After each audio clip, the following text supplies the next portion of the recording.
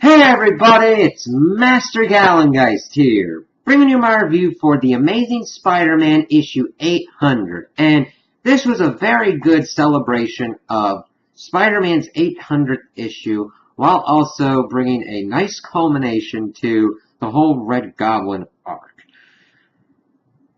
Even though I haven't been following and reading the comics that closely, this was a very well done issue. It just flowed very well and was very well written and just kept going and had very, very good artwork throughout. I mean, good facial expressions, good action scenes, and just very well done with all the different artists. They flowed very well because sometimes you can get into those issues where it's like you go from one artist who has a certain kind of style where you got another artist that style is completely different and kind of like, whoa.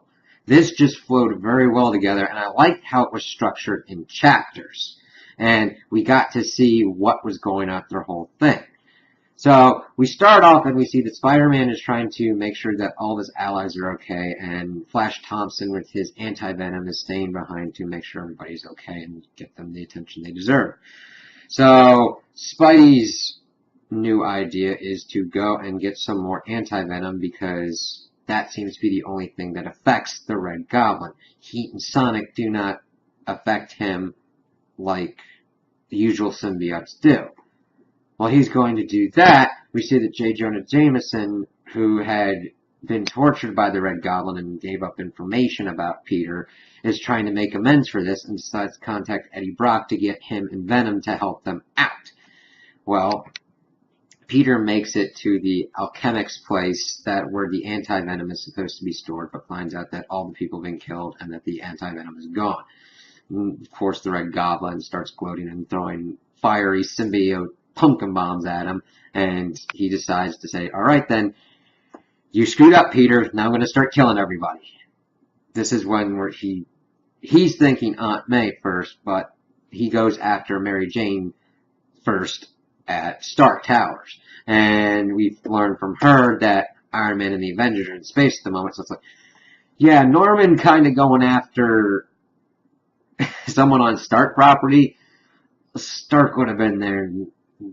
Now, granted, he would have had issues with a mentally unstable Norman Osborn bonded to the Carnage symbiote, but it would have added some interesting aspects. But, of course, she freaks out because she thinks that it's Norman coming first, but it's actually Venom, and she initiates this whole, Fire Sonic barrage, and he's like, hey, I know we got issues, but I am here to help you.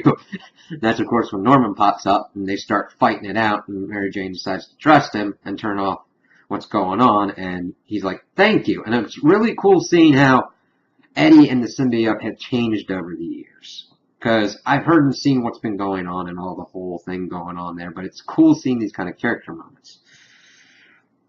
Of course, Spider-Man then smashes in, and we get this kind of three-way fight going on, but of course, Venom is weakened by what he's gone through, and it hasn't affected the Red Goblin at all, and he, takes Peter down a little bit and biting him on the arm and decides to go after saying that Aunt May's going to be getting it next too. So he then goes off and Eddie's like, listen, Peter, you kind of need all the advantages that you can get. Take the symbiote and go for it. And of course Peter is leery of this, but he's like, listen, the symbiote's gone through a lot and has better aspects now. Just use it.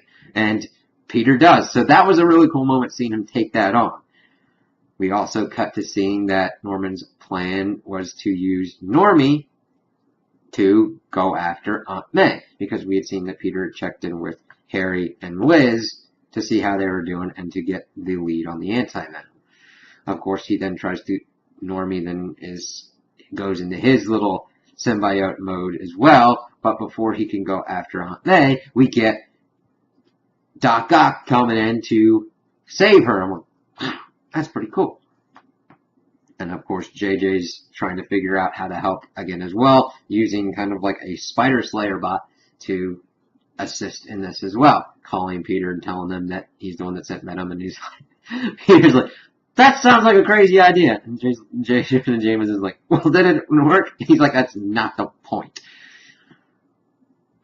They're then able to, they're still trying to like fend off Normie, but that's of course when Osborn gets in and the Spider Slayer bot's kind of getting taken down a little bit, and he tries to go after Aunt May, and then it cuts, and then we see that Spider-Man gets in there, and that Doc Ock had jumped in the way to save Aunt May.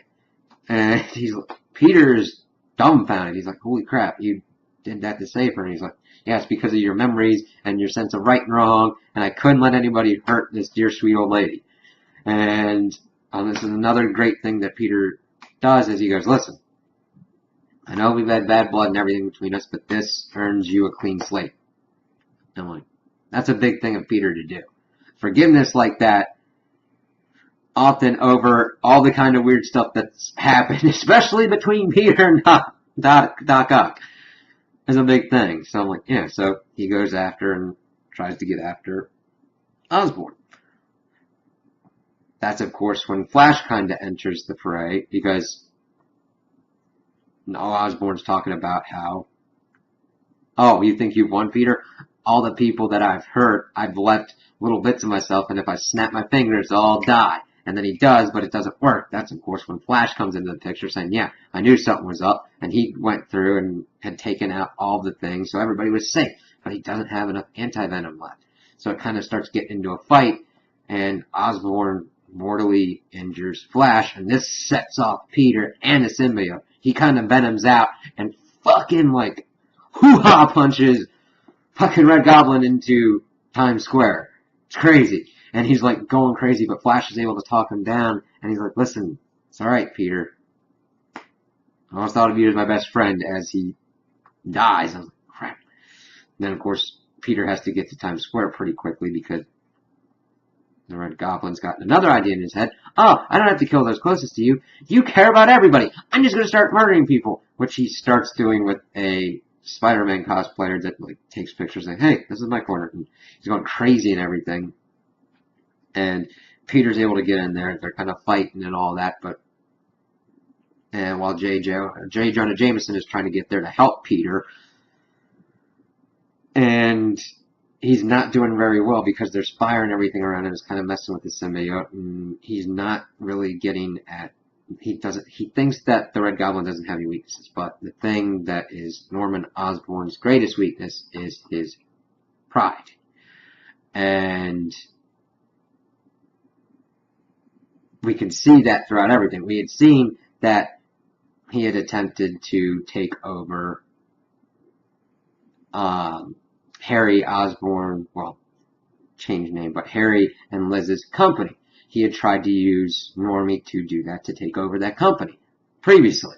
We had seen that in this issue, and that was his whole thing, because he wanted legacy and all that, and tried to kill Liz, and this had turned Normie against him, and they were trying to fight with that, but Peter saved her, and that is why Goblin was kind of going off and was going to snap his fingers. That's the biggest thing about Norman Osborn. He cannot take anybody being above him. Kind of similar in vein to Doom, but on an even heightened, crazier sense because it actually makes him super crazy. I know that sounds weird, but Doom, his arrogance at least balances out with his intelligence. His intelligence can never let it completely and utterly consume him to the point that he would do something like this. This, of course, we then see how Norman is trying to do that. He's like, I'm killing Spider-Man. I'm winning. But, of course, Peter brings up the fact that he had to take the Carnage symbiote and Cletus Cassidy's. This would be Cletus Cassidy's win more over him. So he then decides to do away with the Carnage symbiote to do this as Norman Osborn.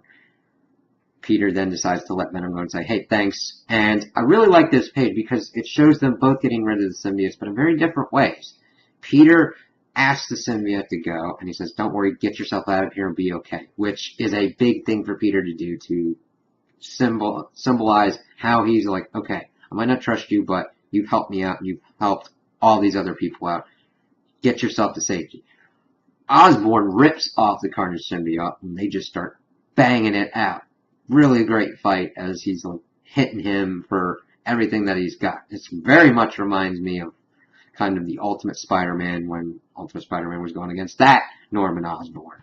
But I just like those parallels because this is a big, important fight scene. Culmination of what's been going on. So, he thinks he's won and everything, but of course the Carnage symbiote's coming back and is trying to rebond with Osborn. So he takes a car and smashes it to kind of blow it up. And it was kind of in the process with Osborn, but it blows up and he's like kind of dazed and everything. And we see that Osborn's really kind of messed up by it. He's not doing good. He's going like, kind of saying gibberish. And that's, of course, when J. Jonah Jameson shows up. And he's like, I gotta end this. And Peter's trying to talk him down, but he's about to shoot Osborn. And Peter jumps in the way. He's like, why did you do that? He's like, power and the responsibility. I had to act. I had to do this. And he's like, he can't hurt anybody anymore like this. And he's, of course, going crazy and going, blah. So we then get to the kind of epilogue endings of what's going on and what has occurred throughout this. We see that Osborn is taken to a institution kind of place, and Peter's trying to see what's going on with his mind. He's like, yeah, I know who you are. You're Norman Osborn, and I'm Cletus Cassidy. And it's like, that makes sense and is kind of a little form of justice for Osborn, that his mind was taken over by the carnage and the insanity of Cletus Cassidy. And Peter just kind of walks away. We then get this really cool scene of the funeral for Flash Thompson and how Peter kind of reflects that he's kind of been a bully to people as well. And that Flash was his bully. And all the different kind of stuff that they have gone through and how you don't really get the full measure of people sometimes until later in life. Because you never really know everything that's going on. And saying that Flash was his best friend, which is kind of cool that they were able to do that, to make Peter and Flash be able to be on those kinds of levels to the point where he'd be at his funeral and be really sad for that.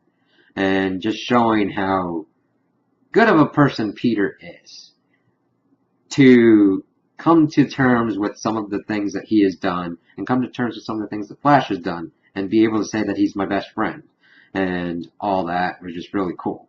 Now, of course, they hear things going on. Jane, he's like, what are you doing here, Parker? Go out and do what you gotta do. He goes off. He's like, I leave his clothes everywhere. Gotta clean up after him. By the way, I really like J. Jonah Jameson kind of helping Peter, being a kind of support thing for him. Ever since he's always like, bring me pictures of Spider-Man and all that. But we see him swinging. He, of course, has been shot, so he's got a web up his arm. But he goes out and he does his business. And the last portion we get at the end of the issue is we see this person going around Horizon University that he's been brought on there, and we see that it's like, oh, okay, people are kind of, one person kind of seems that they recognize this person that's just been brought on, but we see that it's Doc Ock saying stuff about being superior and all that. We see a different kind of spider suit as well, so we'll kind of have to see what comes of that, but this was a cool issue, and it was very well written, and it just flowed very well. We got things that were going on, and then we got kind of action scenes, and it just was boom, boom, boom, boom, boom, boom, and it just flowed very well, and just made really good sense. It just, you knew what was going on, even if you weren't that familiar of what has been going on in the last couple of years of Spider-Man. So, I really think this did a good job of celebrating Spider-Man and his 800th issue, and I was really glad that I read it. So, those are my opinions on the issue. Tell me what you guys think in the comments below. If you liked it, if you didn't like it, if you agree with me, if you disagree with me. Also like and subscribe, and I hope you have a good day.